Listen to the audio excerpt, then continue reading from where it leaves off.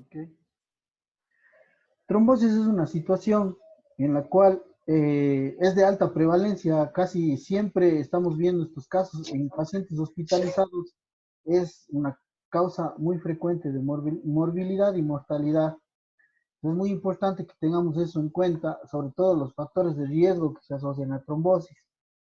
Creo que hay algunas cosas que debemos puntualizar antes de entrar en forma a ver el tema. Uno de ellos es, bueno, sabemos que el trombo es un desequilibrio entre los factores procoagulantes y anticoagulantes, de tal suerte que se va a formar trombos y émbolos, ¿cierto? Ok, trombo es el coágulo que se forma en el vaso sanguíneo, en la pared del vaso sanguíneo, y el émbolo es en cambio un fragmento de ese coágulo, de ese trombo, que viaja y se va a un lugar más distal. Creo que el mejor ejemplo de esto es la tromboembolia pulmonar. A ver, ¿qué es la tromboembolia pulmonar? ¿Alguien me puede decir?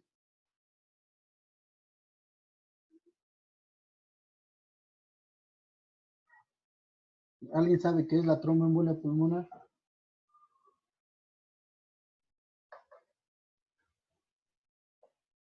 Suele ser una enfermedad que se origina un trombo y un émbolo viaja hasta las cavidades pulmonares y tapona y produce isquemia y esto.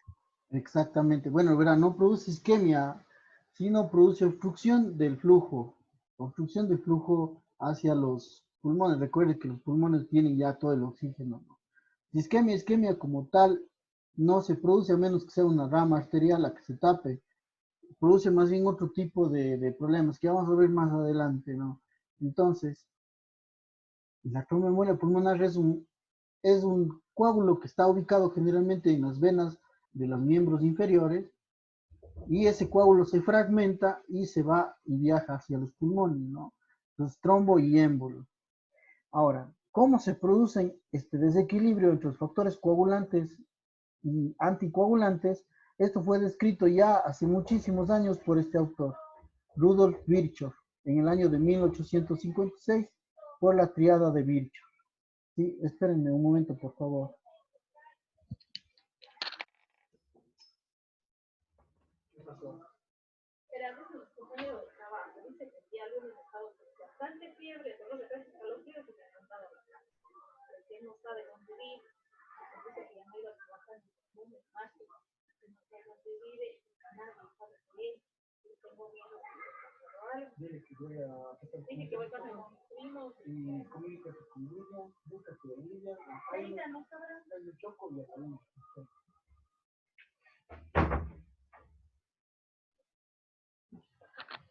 Perdón, la interrupción es una emergencia, andamos, ya saben, el tiempo medio complicado.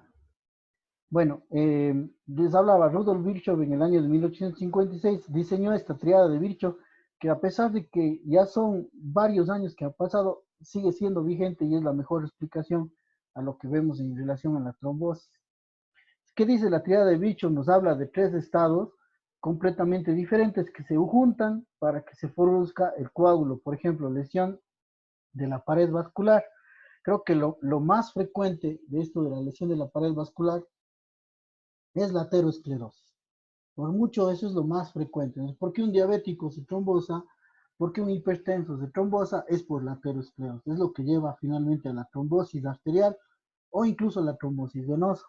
Claro que también un traumatismo, una punción de la vena, irritación química, hace referencia, por ejemplo, a la quimioterapia del cáncer, también es un factor que produce eh, aumento de trombosis. ¿Por qué? Porque produce lesión de la pared vascular. Más o menos para que tengan una idea cuáles son los problemas asociados a la lesión vascular. Ahora, éxtasis circulatorio. ¿Qué es el éxtasis circulatorio? Es el encharcamiento de la sangre en alguna cavidad, que de aquí lo más común, lo más frecuente es la insuficiencia venosa, o también que se conoce con el nombre de varices, pues sería lo más frecuente. Pero hay otras posibilidades como la inmovilidad, por ejemplo, una cirugía de trauma donde el paciente pasa con yeso largo tiempo inmovilizado puede generar una trombosis. O pacientes que están hospitalizados, que están en cama todo el tiempo, no se levantan, pueden también tener una trombosis, ¿no? Eso también nos da, fíjense que la obesidad, el embarazo también nos produce éxtasis. ¿Por qué? Porque hay obstrucción venosa por esta situación, por un tumor también, obviamente, ¿no? Y quizá algo muy frecuente también, la fibrilación auricular. ¿Qué es la fibrilación auricular? Esta es una arritmia que se genera una frecuencia auricular, ojo, es frecuencia de las aurículas nada más, no de los ventrículos, de 250 latidos por minuto.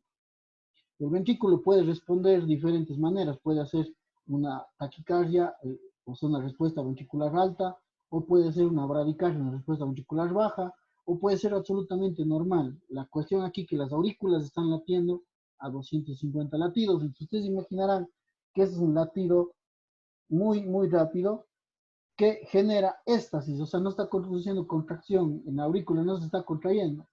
Entonces eso genera éstasis y sobre éstasis se puede formar coágulos. Y bueno, estado hipercoagulable. ¿En qué estado hipercoagulable? Aquí hay varios que son muy frecuentes. Por ejemplo, el cáncer. Cáncer es una de las primeras patologías en producir hipercoagulabilidad. Y hay cánceres y cánceres. Por ejemplo, cáncer de páncreas, cáncer de pulmón, el mieloma múltiple, que son enfermedades que nos van a dar más predisposición a formar trombos, ¿no? El embarazo también. Interesante, el embarazo también es un estado en el cual se predispone a la trombosis. El tratamiento con estrógenos o con anticonceptivos orales también predispone a formar los trombos, ¿no es cierto? El síndrome nefrótico, que podríamos también hablar acá, la sepsis, también son otros estados que van a generar trombosis. Ok, ¿alguna pregunta? Tal vez esto de la triada de Virchow, ¿sí está claro? Sí, doc. Bueno, entonces, ahora, es importante también mencionar el mecanismo fisiopatológico, los tipos de trombos que existen. Cuando nosotros empezamos la clase de hemostasia, habíamos mencionado que un factor importante para que se forme el coágulo es el flujo sanguíneo. Habíamos dicho que para que pueda formarse el coágulo es necesario que el flujo sanguíneo disminuya y de esa manera los factores de coagulación interaccionen y se forme el coágulo. Y por eso había la endotelina, que es una hormona que produce una vasoconstricción muy potente, ¿no? Ahora, si nos vamos a vasos grandes, por ejemplo, vamos a las arterias o a las venas, las arterias son vasos que manejan presiones elevadas, ¿no? Por ejemplo, arteria coronaria, pongamos el caso directamente, maneja una presión arterial aproximadamente de 80 milímetros de mercurio, una presión diastólica, ¿no es cierto? Es una presión bastante alta, el flujo sanguíneo es alto, por tanto, los factores de coagulación tienen dificultad para interactuar. Entonces, el coágulo que se va a formar en la coronaria no es un coágulo normal, es un coágulo que se forma por agregados de plaquetas. Son puras plaquetas todas juntas y sobre esas plaquetas fibrina, de tal suerte que el coágulo es un coágulo blanco, porque ahí no están glóbulos rojos, no está metido ninguna célula. Recuerden que todos esos se van arrastrados por la presión arterial. ¿Qué pasa en las venas? En las venas es diferente. La presión que ellas manejan va de entre 8 a 10 milímetros de mercurio, es decir, una menor presión. Y esto permite que el coágulo se forme con plaquetas, con glóbulos rojos, y eso genera fibrinas montadas sobre ellos, y esto genera más bien coágulos rojos. Ok, entonces, si yo tengo un paciente que tiene un infarto agudo de miocardio, ¿qué tipo de tratamiento me conviene? ¿Anticoagulante o antiagregante? Antiagregante.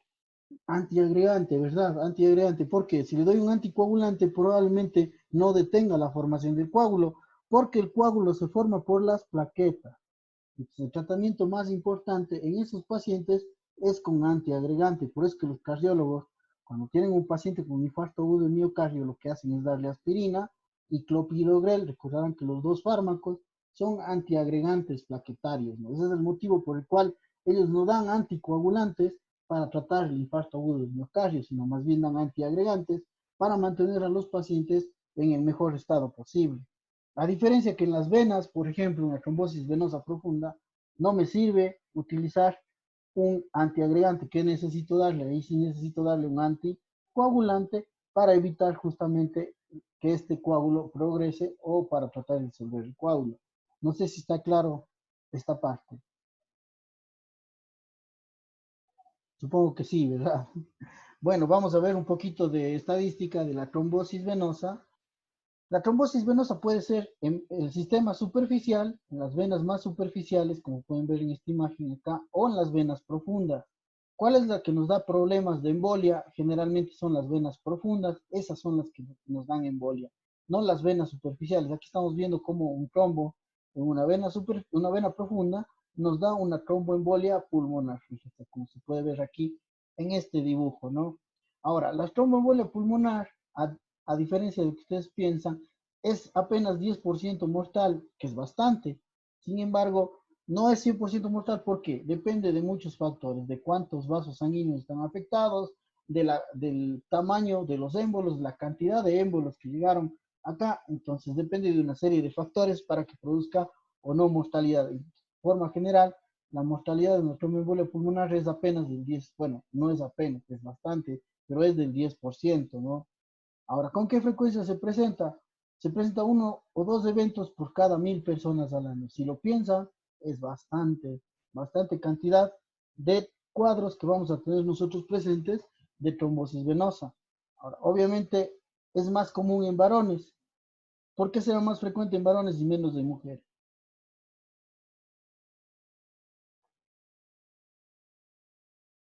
¿Qué creen ustedes? ¿Por qué será?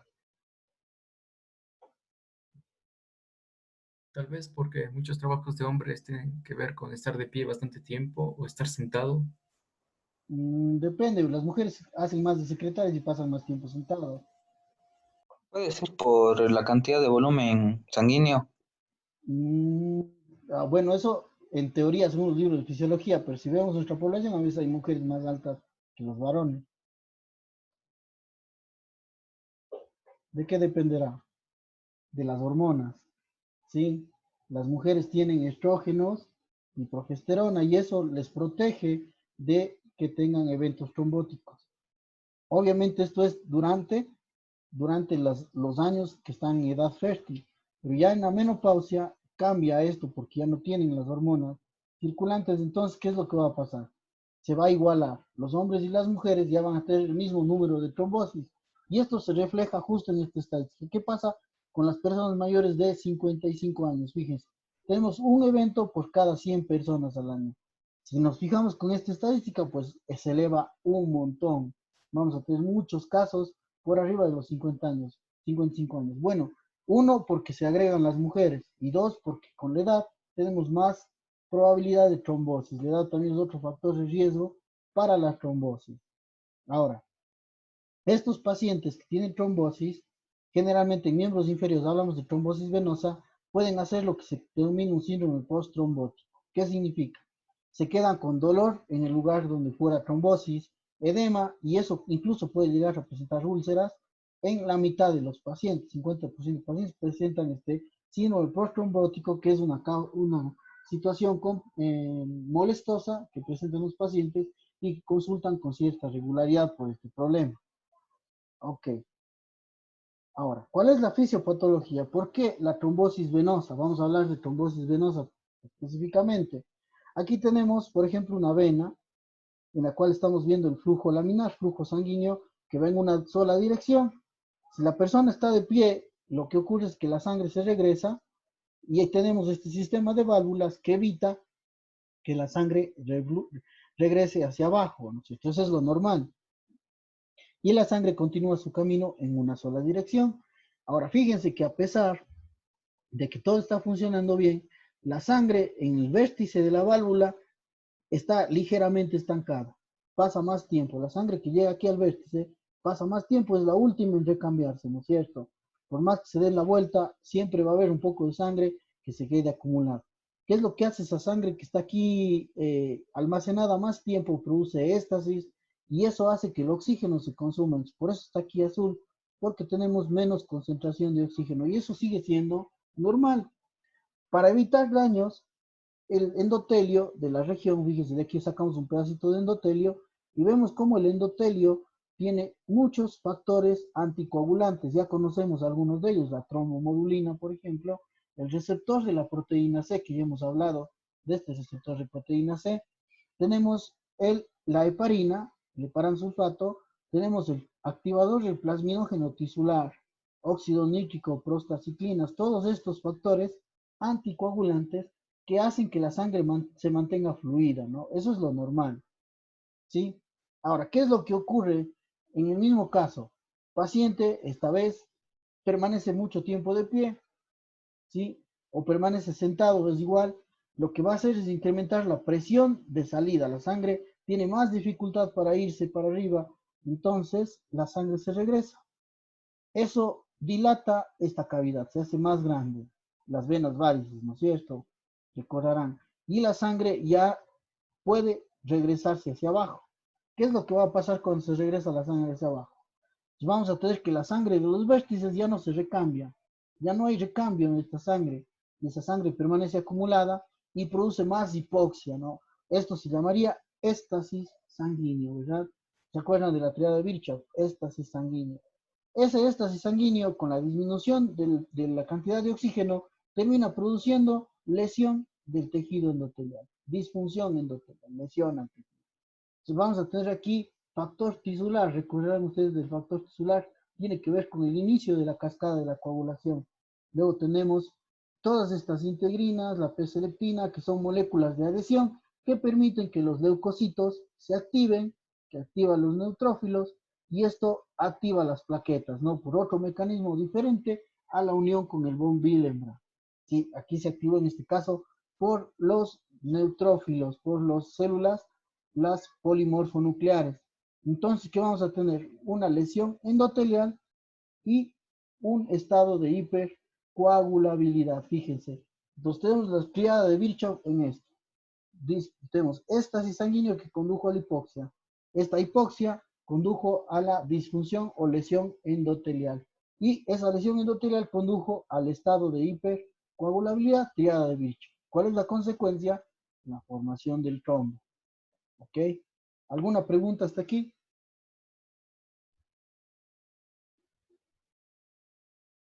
¿Sí está claro esta fisiopatología?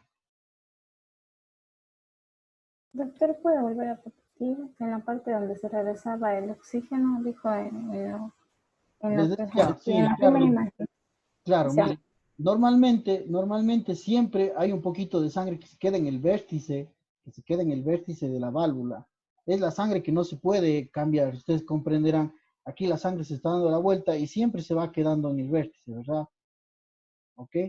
Ahora, esto es normal, en estado normal ocurre, pero ¿qué pasa cuando esto disfunciona más? O sea, decíamos, el paciente pasa de pie o pasa mucho tiempo sentado, eso hace que aumente la presión de salida, la presión para subir la sangre es más difícil, entonces toda la sangre que va llegando se encharca y hace que se dilate la válvula ya deja de funcionar y la sangre se está regresando constantemente de ida y de vuelta.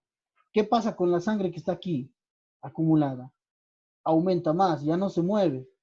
Sí, antes se movía, aunque sea un poco, pero ahora ya no se mueve. ¿Qué es lo que va a pasar? Esto genera éstasis. El éstasis genera hipoxia. ¿Sí? Esta hipoxia por el éstasis produce la lesión o disfunción endotelial, que dice aquí, disfunción endotelial, con la activación de todos los factores procoagulantes y se produce entonces un estado de hipercoagulabilidad que termina formando el coágulo. Ok, no sé si quedó claro ya. sí, doc, muchas gracias. Ok, muy bien. Entonces, ¿cuáles son las manifestaciones clínicas que tiene una trombosis venosa? Estamos hablando de trombosis venosa.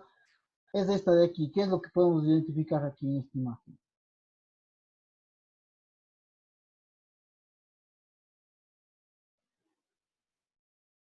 Por ejemplo, en esta de aquí, de este lado, ¿qué es lo que se puede ver?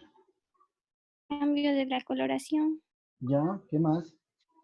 Está con edema. Este edema. Y el paciente se va a quejar de dolor. Entonces, edema unilateral, en una sola pierna. Ni insuficiencia cardíaca, ni la insuficiencia renal, ni el problema hepático nos va a dar edema unilateral. Edema unilateral generalmente nos da alguna alteración local. Lo más probable es que esa alteración local sea una trombosis, sobre todo si se acompaña de dolor y cambios en la coloración de la piel. Algo interesante que se suele ver es la red venosa colateral. Obviamente, si está tapada una vena, todas las venas que están por debajo se encharcan y se puede ver entonces la red venosa colateral que acompaña a la trombosis, ¿no? Es común eso en los pacientes trombosados. A ver, cuéntenme, ¿cuál es la alteración aquí en esta imagen? ¿Cuál es la alterada?